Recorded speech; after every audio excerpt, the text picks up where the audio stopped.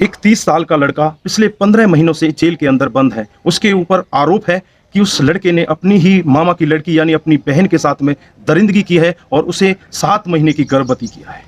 दोस्तों, जैसे ही 15 महीने के बाद डीएनए टेस्ट की रिपोर्ट आती है, उस रिपोर्ट को देखकर जो जज साहब होते हैं वो जज साहब हाथ जोड़कर खड़े हो जाते हैं और उस लड़के से माफ़ी मांगने लगते हैं और उस लड़के से कहते हैं कि हो सके तो हमें माफ़ कर देना, इतनी बड़ी हमसे भूल हो चुकी है और ये 15 महीने जो आपने काटे हैं इनको हम वापस तो नहीं ला सकते, लेकिन आप जिस पर भी मानहानि का दावा करना चाहते हैं उस पर आप मानहानि का दावा कर सकते हैं। आपके सारे दरवाजे खुले हुए हैं, लेकिन हम आपसे यही रिक्वेस्ट करते हैं कि ये कानून की लचीलापन है जिसकी वजह से आपको 15 महीने सलाखों के अंदर काटने पड़े, हो सके तो हमें माफ़ कर दें। तो आइए दोस्तों, जानते हैं पूरा मामला क्या था, किस तरह से वो जज साहब उस लड़के से माफ़ी मांगते हैं और उस लड़के की क्या कमी थी और जिस कारण उसे जेल के अंदर धकेल दिया गया था। दोस्तों, पूरा मामला देखने के लिए वीडियो को अंत तक जरूर देखिएगा।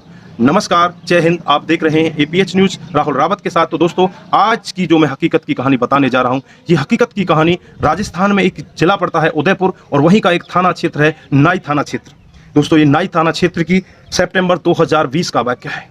दोस्तों, यहाँ पर एक लड़की होती है जिसकी उम्र होती है 15 साल। उसके पेट में अचानक से दर्द होने लगता है और दर्द भी इतना बढ़ जाता है कि वो दर्द उसे असहनीय हो जाता है और घर वाले उसे ले जाकर हॉस्पिटल में भर्ती करा देते हैं। जैसे ही वो लड़की हॉस्पिटल में भर्ती होती है, उसकी जांच पड़ताल होती है तो घर वालों को बताया जाता है आपकी बेटी 6.5 पौने 7 महीने की गर्भ। यह सब वाकया सुनकर घर वालों की आंखें फटी की फटी रह जाती हैं और एकदम से परेशान हो जाते हैं। वो घर वाले डॉक्टर के हाथ जोड़ते हैं, उसके पैर पकड़ते हैं और उनसे कहते हैं कि डॉक्टर साहब, हमारी बेटी बिन ब्याही माँ बनने वाली है, आपसे हमारी हाथ जोड़कर विनती है, इस बच्चे को हमारी बेटी के पेट से निकाल दो, हमें ये बच्चा नहीं चाहिए।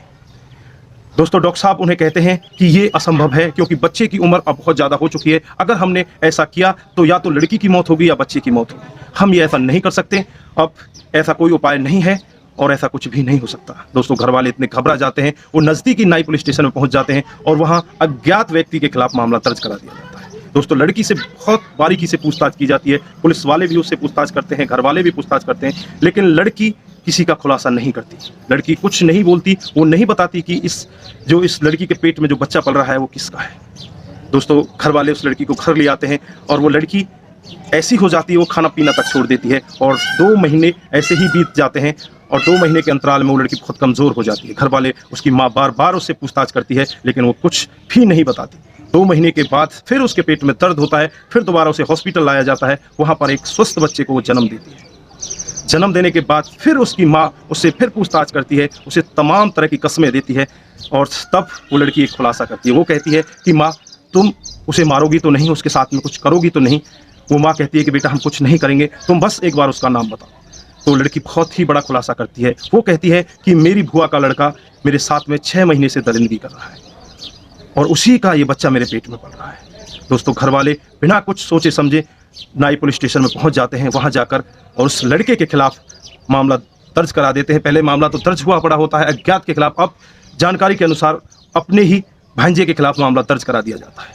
दोस्तों, पुलिस उस 30 साल के लड़के को गिरफ्तार कर लेती है। जब वो लड़का गिरफ्तार होकर जा रहा था, वो अपने मामा से, अपनी माई से, अपनी खुद माँ से, सबसे वो यही रिक्वेस्ट कर रहा था कि मैंने इतना बुरा कृत्य नहीं किया, मैं ऐसा कर ही नहीं सकता, मैं अपनी बहन के साथ में ऐसा नहीं कर सकता, मैंने अपनी बहन के साथ में ऐसा कुछ नहीं किया। लेकिन कोई भी उसकी बात को सुनने को तैयार नहीं था। लेकिन जो इंस्पेक्टर होते हैं वो बार बार उस लड़के की इस हालत को देखकर उसके दिमाग में कुछ और खुरापाती आर्या चलने लगता है।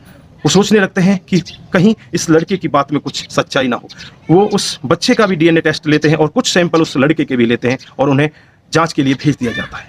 दोस्तों, इधर जाँच के लिए उन्हें भेज दिया जाता है और लड़के को जेल में भेज दिया जाता है। जो उसकी माँ होती है वो ताने सुन सुनकर इतनी परेशान हो जाती है, क्योंकि जो भी कोई आता है उसे ताने देता है, वो तानों को सुन सुनकर वो बहुत ज़्यादा बीमार होने लगती है। वो कई बार अपने बेटे से मिलने भी जाती है, वहाँ जाकर भी अपने बेटे से कहती है कि बेटा, मुझे सच बताना कि तुमने अपनी बहन के साथ में ऐसा किया। तो बेटा जो पहली बार कहता है, वो जेल में भी वो यही कहता है कि माँ, मैंने अपनी बहन के साथ में कुछ नहीं किया, मुझे ज़बरदस्ती फंसाया जा रहा है, मेरा उसके साथ में कोई रिलेशन नहीं है और ना ही मैं अपनी बहन के साथ में ऐसा करने के लिए सोच सकता हूँ।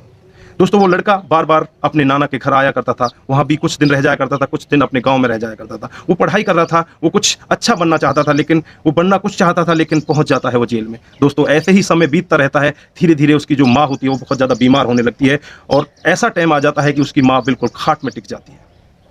अब तो बस माँ की एक ही इच्छा होती है कि वो अपने बेटे से मिले और बेटे से बातचीत करे।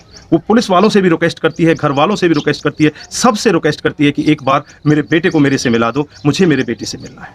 लेकिन माँ से बेटे को नहीं मिलाया जाता और माँ अपनी अंतिम सांसें वहाँ पर पूरी कर देती है, माँ मर जाती है।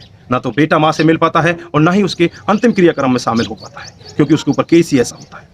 दोस्तों, जैसे ही 15 महीने बीत जाते हैं, 15 महीने बीतने के बाद DNA टेस्ट की रिपोर्ट आती है तो उस लड़के से मैच नहीं खाती। यह सब देखकर पुलिस वालों के हाथ पैर फूल जाते हैं। इधर जो कोर्ट में जज साहब होते हैं वो भी अपनी गलती का एहसास करने लगते हैं और उस लड़के के सामने हाथ जोड़कर खड़े हो जाते हैं और उससे कहने लगते हैं कि हो सके तो हमें माफ़ कर देना, हम आपके 15 महीने वापस नहीं ला सकते। अगर आप किसी पर केस करना चाहते हैं तो आप स्वतंत्र हैं, किसी के ऊपर भी आप केस कर सकते हैं। दोस्तों, वो लड़का 23 मई 2022 को सोमवार के दिन बरी होता है।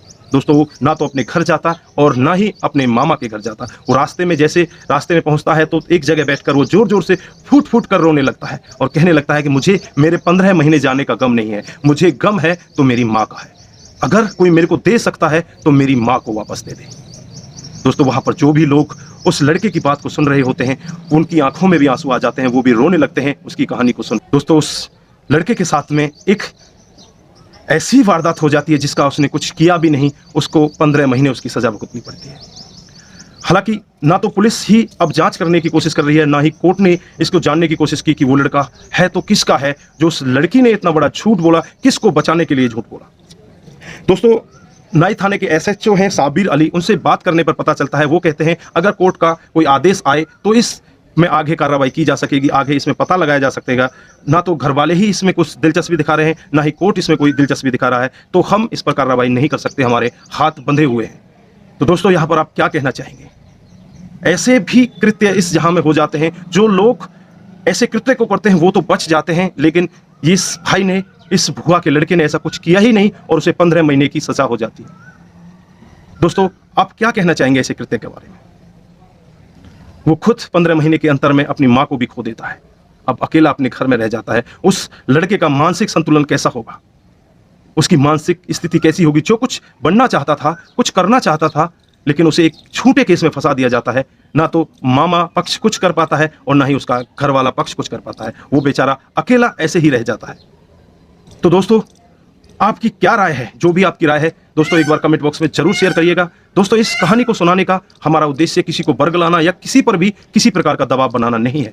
हमारा उद्देश्य बस यही है कि आप लोग जागरूक हों और ऐसे कृत्य के बारे में जानें जो हमारे समाज में डे बाय डे बढ़ते जा रहे हैं। दोस्तों, आज के लिए बस इतना ही, फिर मिलते हैं किसी नए मोड़ के साथ। तब तक के लिए आप अपना ख्याल रखें, अपने परिवार का ख्याल रखें, सतर्क रहें, सावधान रहें और ऐसी घटनाओं को अपने आसपास ना होने दें। नमस्कार, जय हिंद, जय भारत।